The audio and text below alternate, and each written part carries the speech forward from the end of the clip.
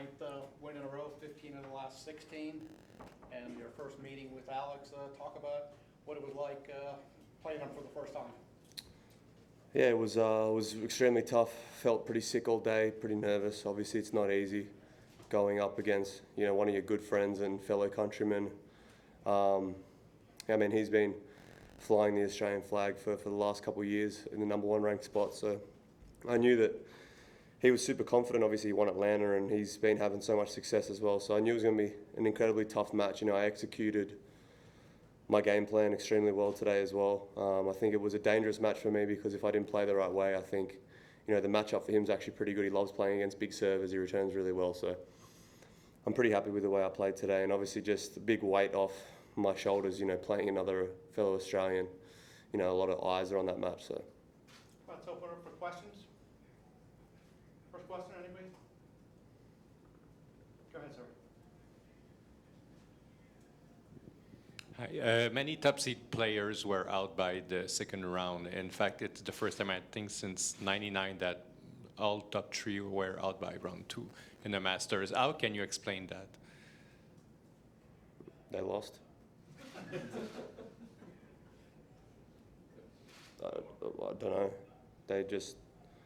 The other person got to 6 or 7 before they did, and then they won 2 sets before they won 2 sets, and then that happened 3 times in one day, and then they lost. Go ahead, sir.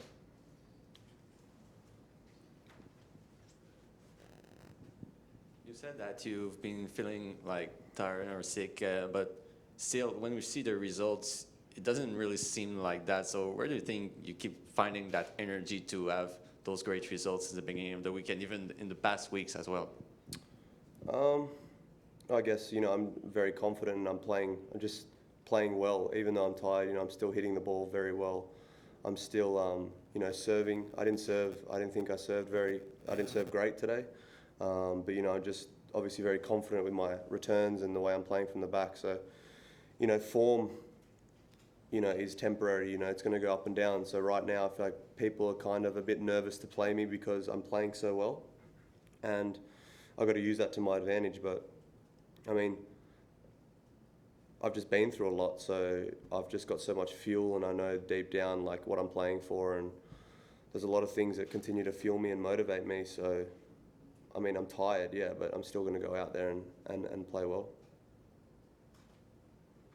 Hi, Nick. Congrats on the win.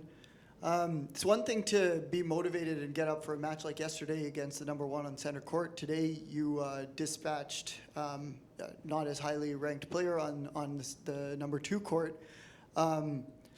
It seems like tennis is the most important or one of the most important things in the world to you right now. And maybe in the past you talked about how it wasn't.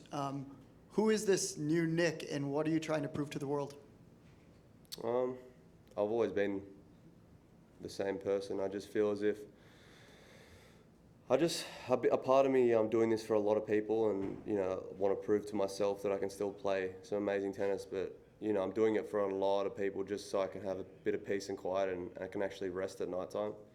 I feel like compared to other players, I deal with a lot of shit, negativity, bad media, bad articles, this, that, wasted talent, whatever.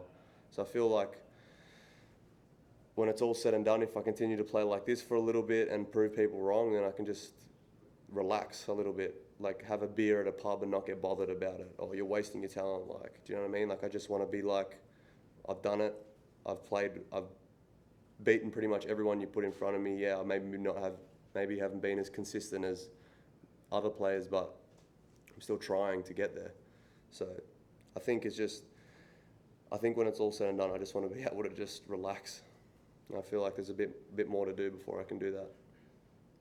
Front row here to the left. Yeah. Hi, Nick. I don't know if you've seen Felix Auger-Aliassime play recently, but how would you assess his game in general and maybe his progression over the last few years?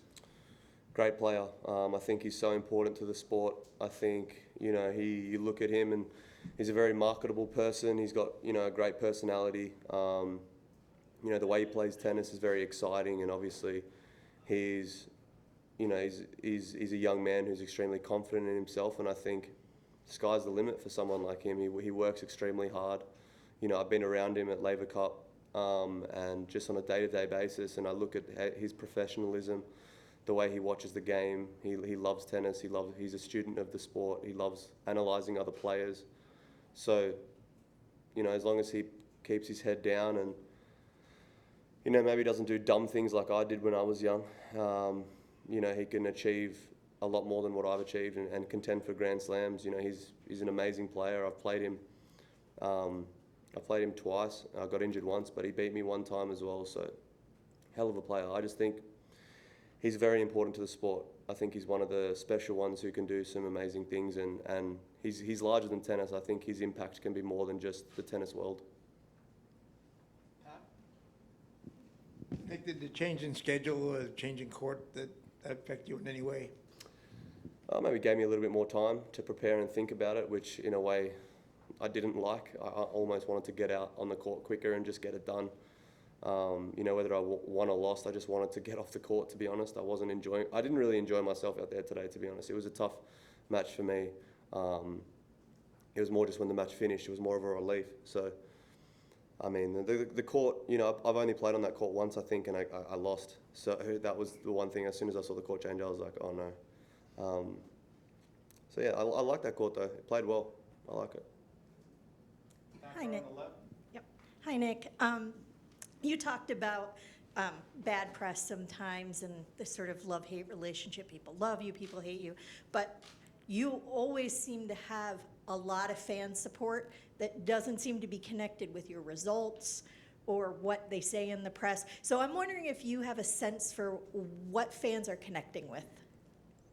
It's not so much like, look, I don't care if people like don't like me and like don't like the style of tennis I play. I understand that there are different personalities that, you know, may not agree with some of the things that I do or how I dress or how I go about it. I understand that. It's more just the beginning of my career, almost painting an image that completely wasn't me at all, like based on what I was doing on a tennis court, which was so hard to disconnect from in real life. Like, none of you people understand what that's like, when people were just literally painting an image of how you are as a genuine human 95% of the time, but when you only see me on the tennis court for 2% of my life, like, that's not how I am off the court. That's not my values off the court. That's not who I am. Like, I'm a strong believer is you have to be two completely different people to be a successful athlete. You can't be a super nice guy and generous guy all the time on the court. Otherwise, I'd be terrible at the game.